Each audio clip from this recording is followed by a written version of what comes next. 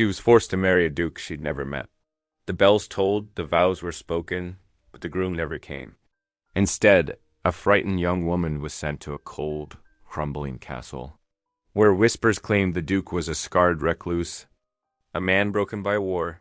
But when the great doors creaked open, she found more than a husband. She found a mystery. Behind those walls lay secrets of inheritance, betrayal, and a child who might strip her of everything she thought marriage would be her prison. Instead, it became the battlefield where love and deceit collided. What happens when a bride with nothing to lose dares to challenge the lies of the nobility? And will her courage be enough to turn a forced marriage into forever? Comment below and tell me where in the world you're joining from. And if this story made you pause for a moment, hit that subscribe button for more. The morning rain drummed steadily against the ancient stone walls of St. Matthew's Church, matching the heavy beats of Clara Whitcomb's heart. The young woman clutched her worn prayer book, its leather binding smooth from years of faithful use, as her Uncle Reginald guided her with a firm grip toward the small side chapel. "Stand up straight, girl," Uncle Reginald muttered, his fingers pressing into her arm. "This marriage is far better than you deserve."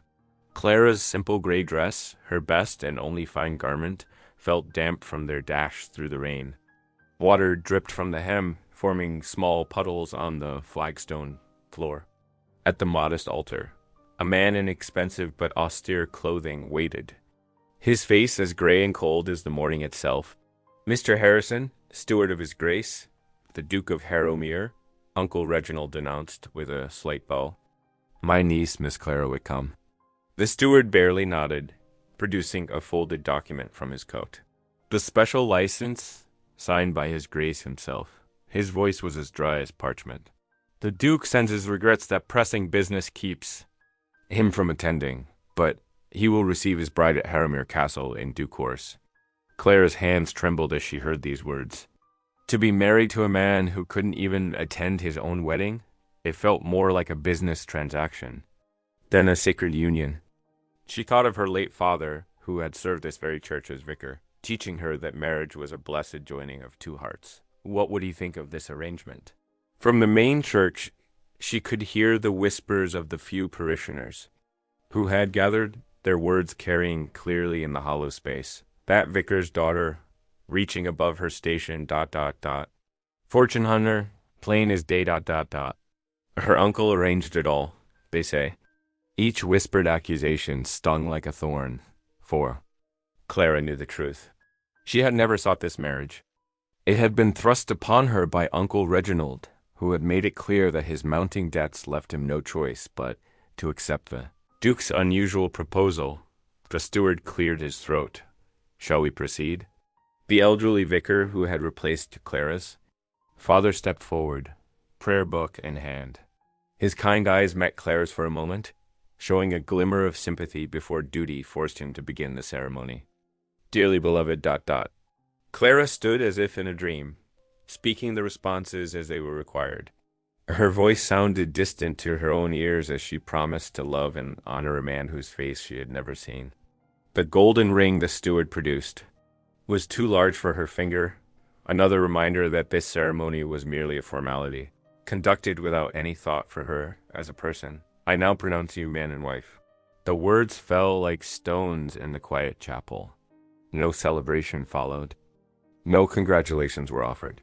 The steward merely handed Clara a sealed letter, presumably containing instructions for her journey to Harrowmere Castle, and took his leave with a curt bow. Uncle Reginald hurried her back through the rain to his waiting carriage, not even allowing her time to pray at her father's grave as she had wished. Inside the carriage, Clara finally allowed her tears to fall, watching them mingle with the raindrops on the window glass. Through the fog-touched window, she could see the church spire growing smaller as they pulled away. Her childhood home. The vicarage where she had spent so many happy years with her father disappeared into the gray morning mist. The weight of the oversized ring on her finger felt like a shackle, binding her to a future she had never chosen. The carriage wheels splashed through puddles, carrying her toward an uncertain fate, as the wife of a man she had never met. Clara pressed her forehead against the cool glass, her tears flowing freely now. She was no longer Clara Whitcomb, the vicar's daughter. She was now the Duchess of Harrowmere, a title that felt as hollow as the ceremony that had bestowed it. The rain continued its relentless drumming, nature's own lament for a bride wed without love, bound by duty and circumstance to a marriage that began with an empty chapel and a stranger's ring. The pale light of dawn crept across the horizon as Clara Whitcomb stepped into the waiting carriage. Her small trunk, containing the few possessions she owned, had already been secured by the servants. Uncle Reginald watched from the courtyard steps, his stern face betraying no emotion as his niece departed. The carriage creaked into motion, its wheels crunching on the gravel drive. Clara caught a final glimpse of the only home she had ever known, her uncle's modest manor, before it disappeared behind a line of oak trees. The steward, Mr. Pembroke, rode ahead with 2 mounted servants, their cloaks dark against the misty. Morning air dot inside the carriage. Clara smoothed her gray traveling dress, the simplest one she owned. The familiar weight of her mother's silver cross hung at her throat, offering what little comfort it could. As fields and farmland rolled past the window, she closed her eyes and offered a quiet prayer. "Dear Lord," she whispered, "grant me the strength to face whatever awaits at Harrowmere Castle. Watch over me as you watched over my dear parents." The memories of her father, the kind-hearted vicar, filled her thoughts. How different life had been just 3 years ago, before fever had claimed both her parents in the same cruel winter. She could still hear her father's gentle voice reading evening prayers, still feel her mother's warm embrace as they worked together in their small garden. The carriage jolted over a rough patch of road, bringing Clara back to her present circumstances. Hour by hour, the landscape changed. Neat hedgerows gave way to wild hedges, and well-tended fields transformed into vast, uncultivated plains. By midday, they had entered the Duke's lands, marked by ancient stone walls and weather-worn gates bearing the Harrowmere crest. The air grew colder as they traveled north. Clara pulled her worn wool shawl tighter around her shoulders.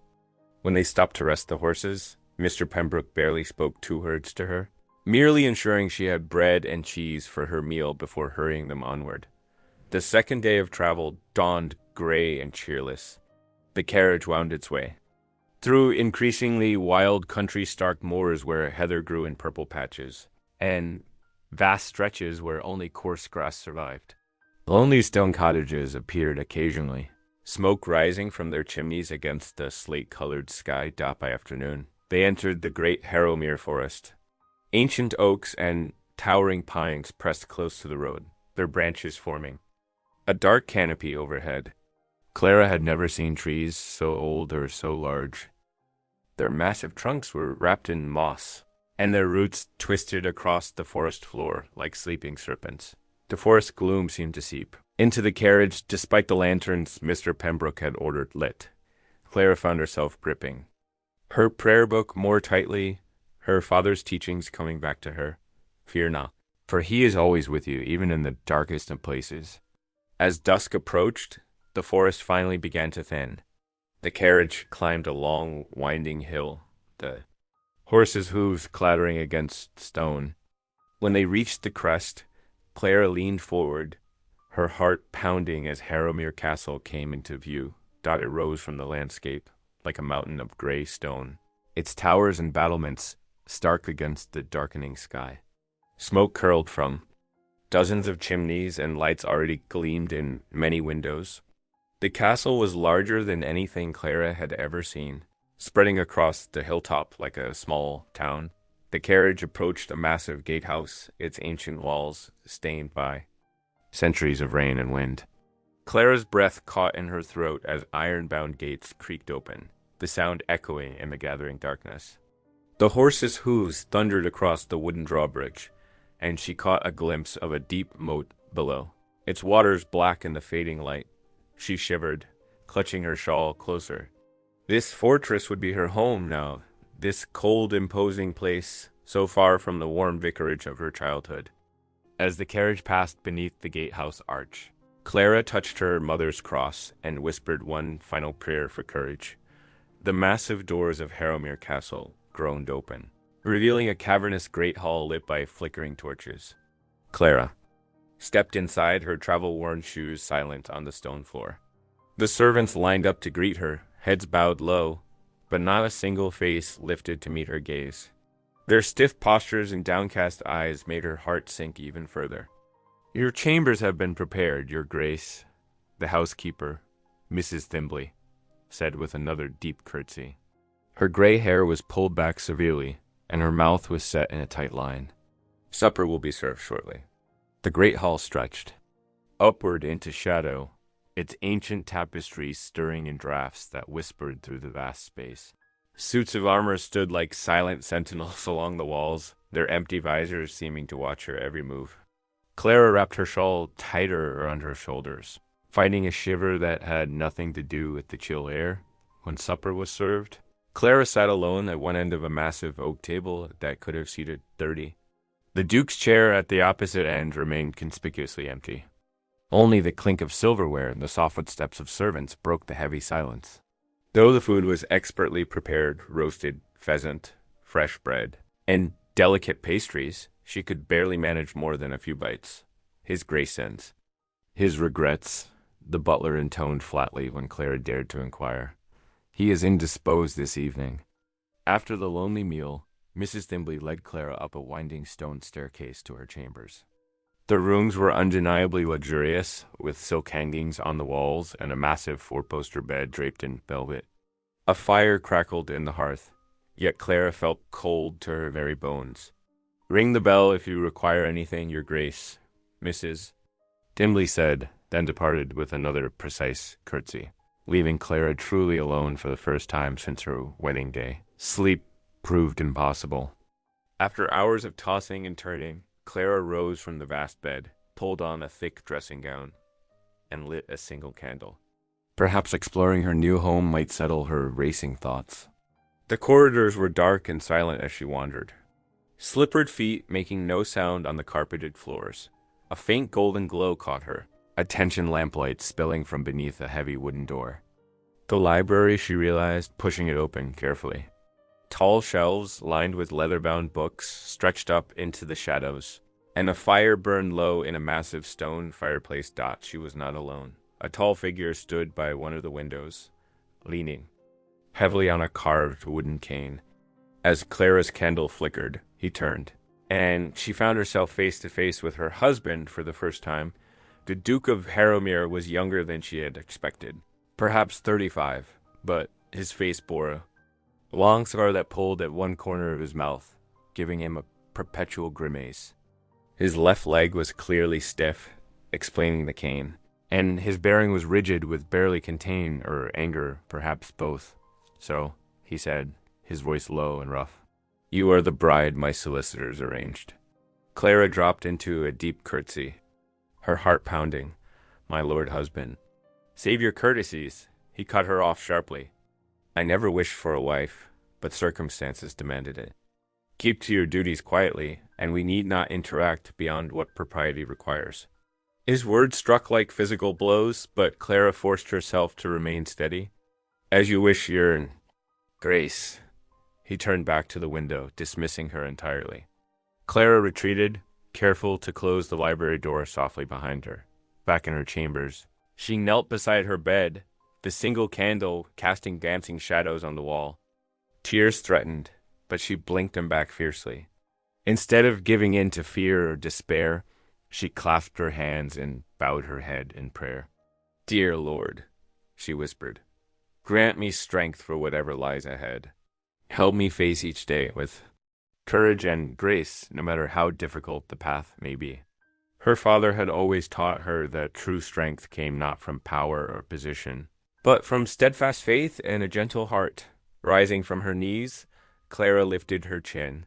She might be alone in this cold castle, married to a man who clearly despised her very presence, but she would not live in fear.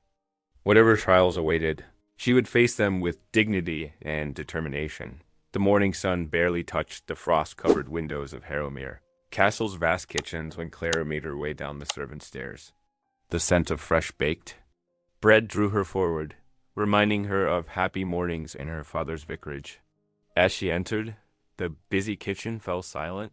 Servants froze mid-task, their eyes wide with surprise at seeing the new Duchess in their domain. "Good morrow," Clara said softly, offering a warm smile. "May I join you?" The smell of baking bread was too wonderful to resist. Mrs. Thimbley, the housekeeper, stepped forward with a deep curtsy. "Your Grace, these quarters are not suitable." Please," Clara interrupted gently, already rolling up her sleeves. "I grew up in a vicar's household. Baking bread brings me comfort." She moved toward a flowery workspace where dough sat rising in wooden bowls. "May I help?" The kitchen staff exchanged uncertain glances, but the head cook, a plump woman named Martha, gave a slight nod. "If it pleases your Grace," she said carefully, "we could use an extra pair of hands with the morning loaves." Clara sank her hands into the soft dough, working it with practiced movements. Gradually the servants resumed their tasks, though she could feel their curious eyes upon her. As she kneaded, she hummed an old hymn, one her father had loved. Slowly, the tense atmosphere began to thaw. "'Tis good to hear music in these walls again," Martha said quietly, working beside her. "There's been precious little of that these past 3 years." "Since His Grace returned from the war?" Clara asked gently, noting how the other servants' movements slowed, listening. Martha nodded, her weathered face solemn. "The Duke was different before. He smiled more, hosted grand gatherings. But after his injury..." She trailed off, glancing nervously at Mrs. Thimbley. "The castle's been like a tomb, a young scullery," Maid whispered, then flushed when the housekeeper shot her a warning look. "His Grace bears a heavy burden," Mrs. Thimbley said firmly.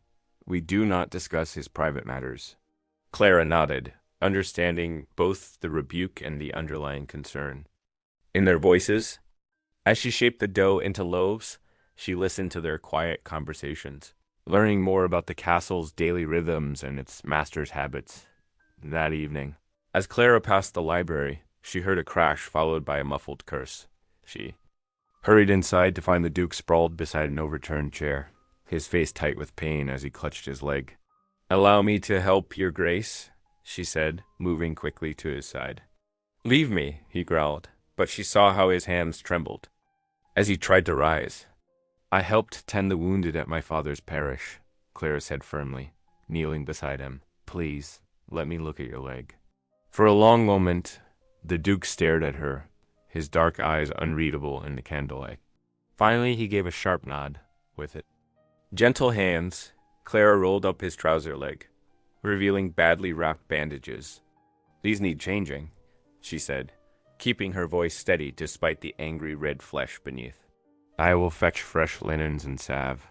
When she returned, the Duke had settled into a chair, watching her warily as she knelt to tend his wound. His leg bore deep scars from what must have been a devastating injury. Clara worked in silence, cleaning and rewrapping the leg with careful movements. "You need not pretend at being a nursemaid," he said gruffly, though she noticed he had relaxed slightly under her ministrations. "It is not pretense, your Grace," Clara replied, securing the last bandage. "Caring for others brings me joy." That Duke shifted uncomfortably, as if her simple kindness unsettled him more than her touch. "You are gentle," he said, almost accusingly. "The world has enough harshness in it," she answered quietly, gathering the old bandages. Clara rose and curtsied. Before leaving the library, her heart beating quickly in her chest, she paused in the hallway, one hand pressed to her bodice. The memory of his vulnerable expression, the way he had gradually yielded to her care, stirred something unexpected within her. Not fear of his gruffness, but a warm flutter of admiration for the proud man who had, for a brief moment, allowed her to ease his pain. The autumn sun cast long shadows through the gallery windows as Clara wandered down the portrait-lined corridor. A week had passed since her arrival at Harrowmere Castle, and she had taken to exploring its vast chambers. During the quiet afternoons, the gallery wing, with its rows of stern-faced ancestors watching from gilt frames, had remained unexplored until no doubt her footsteps echoed on the wooden floors as she passed beneath the watchful, painted eyes. At the far end of the gallery, a heavy oak door stood ajar. Curious, Clara pushed it open to reveal a small study, thick with dust and forgotten memories. The room appeared untouched, as though waiting for someone who would never return. A writing desk stood beneath a window, its surface scattered with dried inkwells and yellowed papers. In the corner, Clara noticed a large chest, its brass lock gleaming dully in the afternoon light. Her heart quickened when she realized this must be the late Lord Richard's private study, Edmund's younger brother, whose death had left such a shadow over the castle. The key to the chest hung on a nearby hook. As though inviting discovery, Clara's hands trembled as she fitted the key into the lock. The mechanism turned with a reluctant click.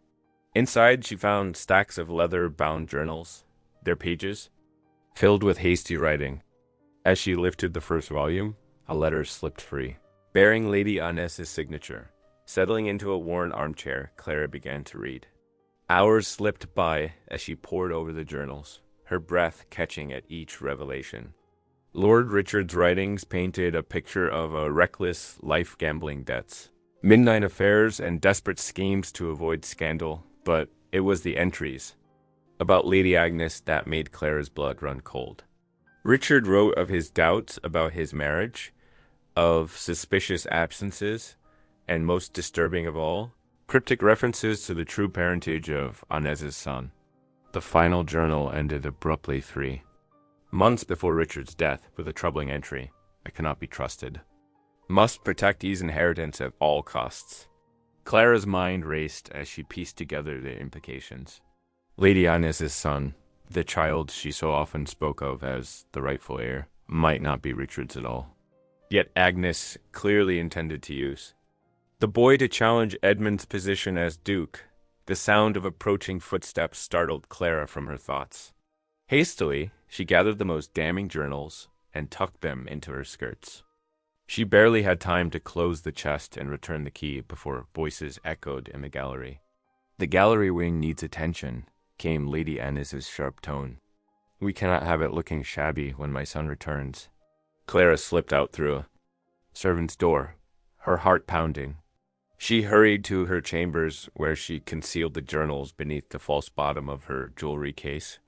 Hiding place she had discovered days earlier. As darkness fell over the castle, Clara sat in her window seat, her mind churning with questions. The journals weighed heavily on her conscience. Should she tell Edmund what she had discovered? Would he believe her this stranger thrust into his life by arrangement? The soft thud of uneven footsteps in the corridor drew her attention. Through the crack beneath her door, she saw the shadow of Edmund's feet as he paused outside. Clara rose silently, drawn toward the door by an emotion she dared not name. The silence stretched between them, separated only by inches of wood. Clara pressed her palm against the door's smooth surface, feeling the warmth where the evening fire had heated it. She imagined she could almost sense Edmund's presence on the other side, perhaps struggling with the same confusion that filled her own heart. A soft sigh reached her ears, followed by the distinct tap of his cane as he moved away.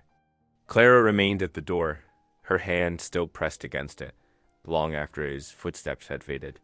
The weight of her discovery seemed to press down upon her shoulders, made heavier still by this strange new ache in her heart, an ache that had nothing to do with secret journals or inheritance plots, and everything to do with the man who had just walked away. The frost-kissed morning air nipped at Clara's cheeks as she walked beside Edmund through the castle gardens. Her heart fluttered at his unexpected invitation to join him, delivered by a servant just after breakfast. Now, watching him struggle with his cane over the gravel path, she matched his halting pace without comment, knowing his pride would bristle at any obvious accommodation. The roses sleep now, Edmund said, gesturing to the bare bushes with his free hand. But, come spring, they bloom white as snow. My mother planted them. Clara smiled, grateful for this small offering of personal history. I should love to see them awakened. At my father's vicarage, we had the most humble garden, but He always said even the smallest flower was proof of God's grace. Edmund's grip tightened on his cane. I fear I lost sight of such grace in the war. His voice grew distant, haunted. The things I witnessed in battle. The screams of dying men, the smell of gunpowder and blood. Sometimes I wake thinking I'm still there, trapped in that hell. Clara's heart ached at his pain. You survived, my lord. Perhaps that itself is grace. Survived? His bitter laugh cut through the morning air. Look at me, Lady Clara. A crippled duke, hiding in his castle, mocked by society as the beast of Harrowmere. I should have died there with my men.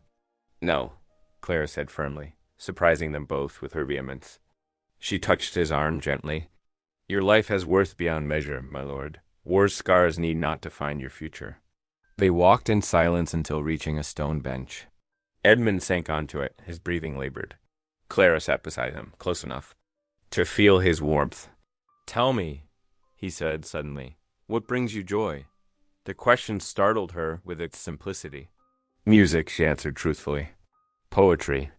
The way words can capture the heart's deepest feelings. That evening, Clara found herself in the library, reading aloud by firelight while Edmund sat in his chair, eyes closed, listening. Her voice lifted and fell with the rhythm of the verses, filling the room with tales of love and courage. More, he whispered when she paused. Please. Night after night, they continued this ritual. Clara noticed Edmund's shoulders gradually relaxing, his face softening in the firelight. Sometimes he would quote a line back to her, revealing his own deep knowledge of literature. One evening, passing the closed ballroom, Clara paused. Why is this room never used? Edmund's face darkened. What use has a lame duke for dancing? Clara pushed open the heavy doors. Moonlight streamed through tall windows, illuminating the dust-covered floor. Dance with me, she said softly. Impossible. Nothing is impossible. Clara lit several candles, their warm glow chasing away shadows. She hummed a gentle waltz tune. Just one step, my lord. Let the music lead. Edmund stood rigid, but Clara waited patiently. Finally, he extended his hand. She took it, stepping close, supporting him as he found his balance. Together they swayed, barely moving. His cane tapped a counterpoint to her humming, one halting step, then another. Edmund's breath caught as Clara moved with him, adapting to his rhythm, making his awkward movements feel almost graceful. Later, they walked in the moonlit garden, the night air crisp with approaching winter. Stars scattered across the dark sky like diamonds on velvet. Edmund stopped beneath an arbor, turning to face Clara. You've brought light back to these shadows, he said, his voice rough with emotion.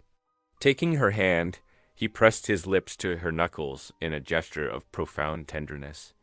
I never thought to feel hope again, he whispered against her skin. Yet here you are, making me believe in grace once more. Clara's heart soared at his words, at the gentle pressure of his kiss upon her hand. In that moment, beneath the star-strewn sky, something shifted between them, something as delicate as a rose petal and as strong as steel. The Sunday morning bells had barely ceased their chiming when sound of carriage wheels on gravel broke the peace at Harrowmere Castle. Clara stood beside Edmund in the entrance hall, her prayer book still warm in her hands from church service. As the grand doors swung open to reveal their unexpected visitors, Lady Agnes swept into the hall like a storm cloud in black silk, her young son Samuel trailing in her wake. The boy's small face was pale and pinched with anxiety as he glanced between the adults. Clara's heart went out to him instantly, but Lady Agnes's sharp voice cut through any thoughts of comfort. So this is the beggar bride, Lady Agnes announced, her lips curling into a cruel smile as her gaze raked over Clara's modest dress. How fitting that my dear brother-in-law should choose someone so beneath our station. Though I suppose when one is desperate, any port in a storm will do.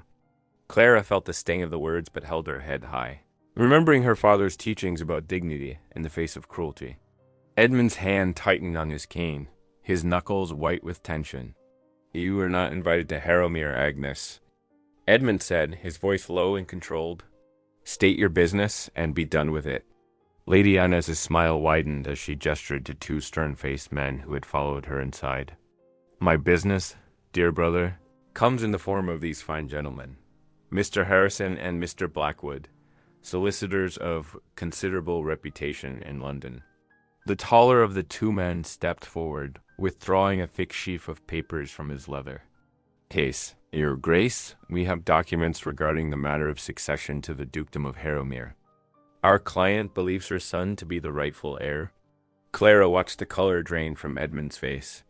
The solicitor continued, his voice echoing in the silent hall. Unless you acknowledge young Master Samuel's claim, we are prepared to present evidence that could call into question your own right to the title. This is absurd, Edmund growled, but Clara heard the tremor of uncertainty in his voice. Samuel is my brother's son. Yes, but I am the rightful duke.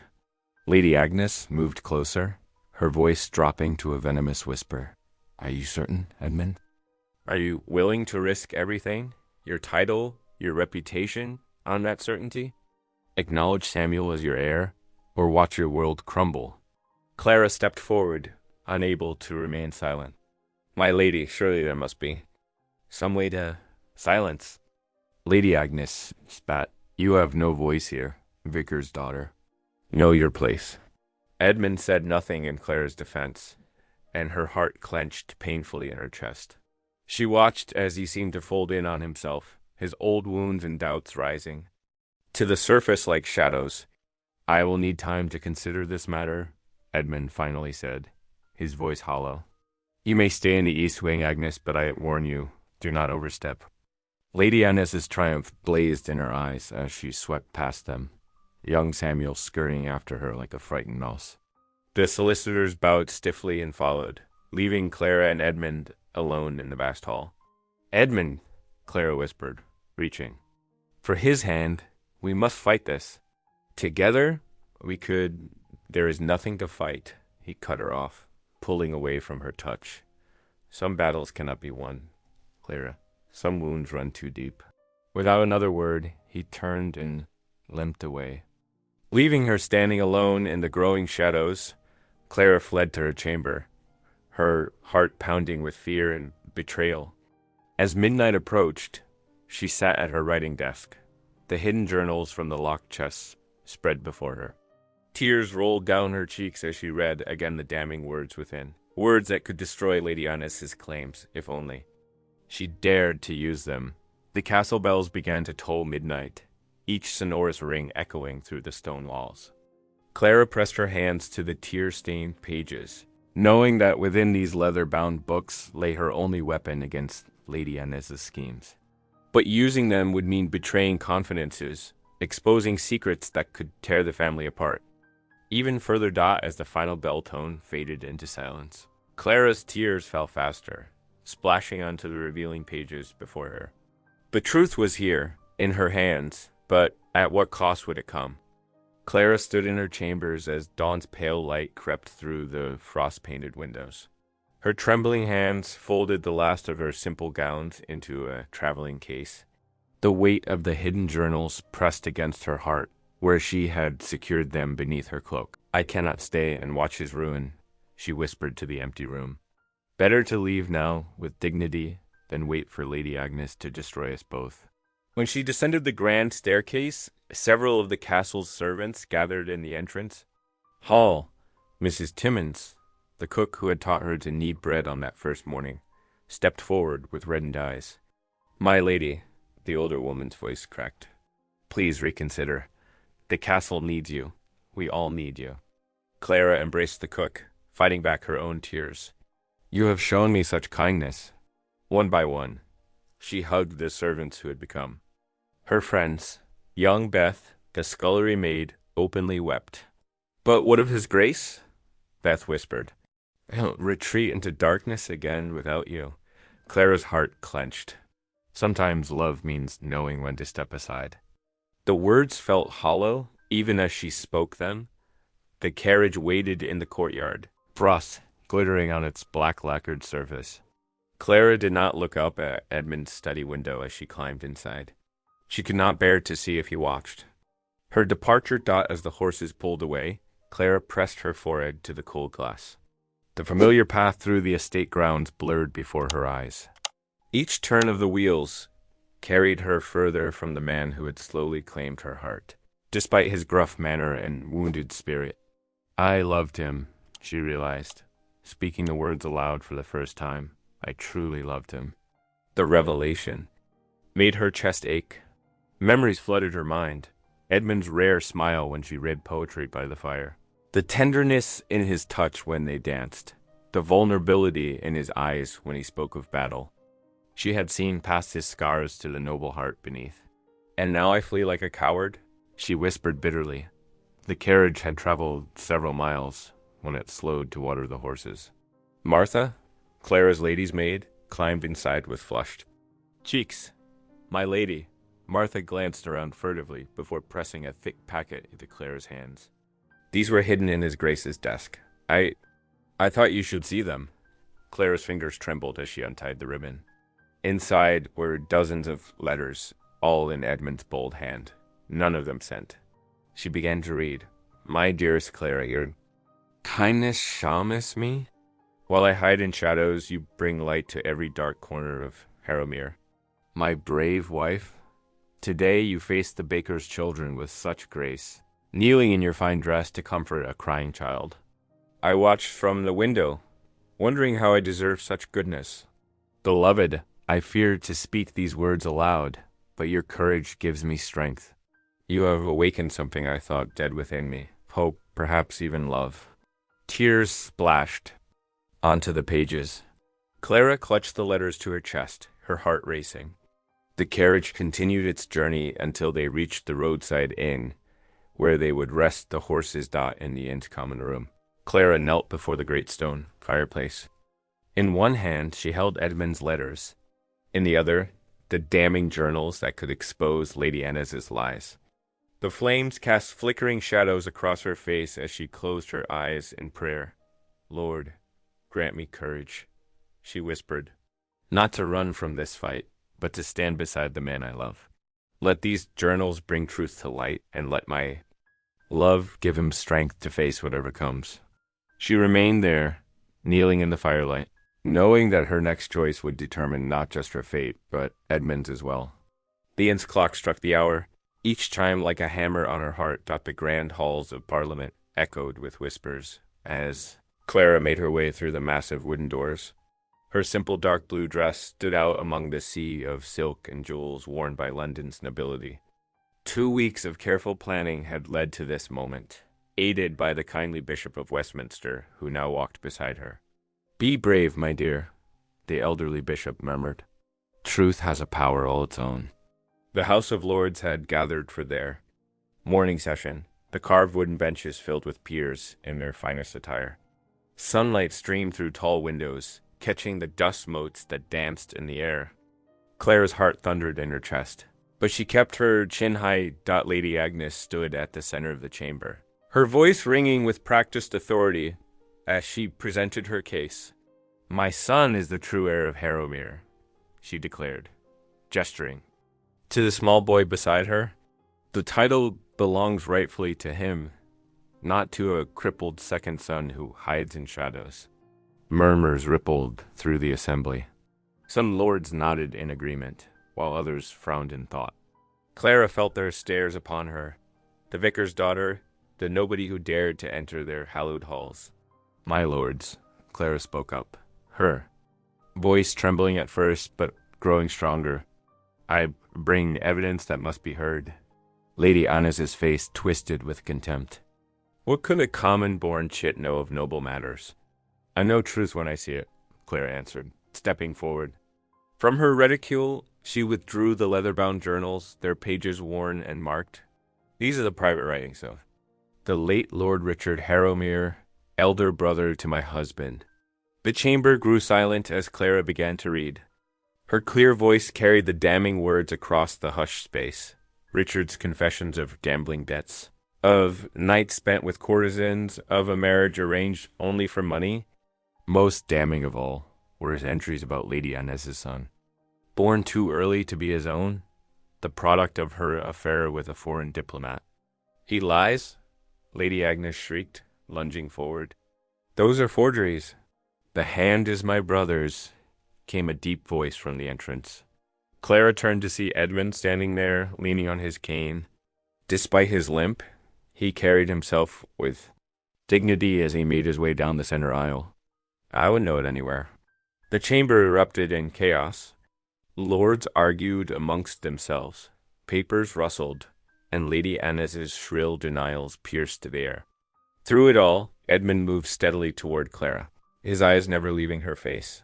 When he reached her side, he turned to address the assembly. My lords, his voice cut through the din, commanding attention as only a true duke could. You see before you not just evidence of fraud, but proof of what real nobility means. He reached for Clara's hand. This woman, my wife, came from humble beginnings, yet she shows more honor, more courage, more true nobility than those who claim it by birth alone. Clara's heart soared as Edmund's grip tightened on her fingers. I did not choose her. By duty, he continued, his voice thick with emotion. I love her. She is my duchess, chosen by my heart, proven worthy by her actions. Lady Agnes's face had gone deathly white. The small boy clutched her skirts, confusion written across his features. Several lords were already moving to detain her. Speaking of charges and investigations, the room began to spin around Clara. The weeks of worry, the strain of travel, the weight of this moment. It all crashed over her at once. Her knees buckled, but Edmund's strong arms caught her before she could fall. Never again shall you stand alone. He murmured against her hair as he held her close, not caring who witnessed this display of affection. As consciousness slipped away, Clara felt safer than she ever had before, knowing that at last, love had triumphed over all. My brave, beautiful Clara, were the last words she heard as darkness claimed her.